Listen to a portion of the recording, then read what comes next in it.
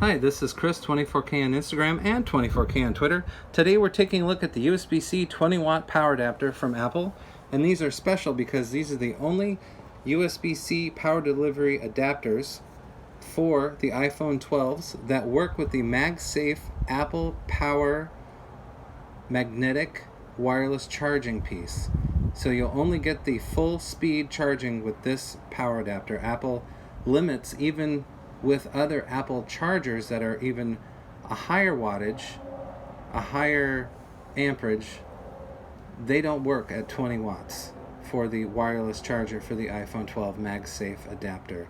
So you have to get this specific one from Apple. It's the same on both sides. It's a little bit larger, but it is a full 20 watts of charging. So you can use that to charge your iPad, your iPhone, and even Android devices pretty quickly. Most of them will charge at 18 watts, but this one's 20, so if you have a device that can handle 20, it will do up to 20 watts. And of course, the MagSafe wireless charging adapter puck. This is Chris. Please subscribe to the channel. We appreciate positive comments, and of course, thumbs up.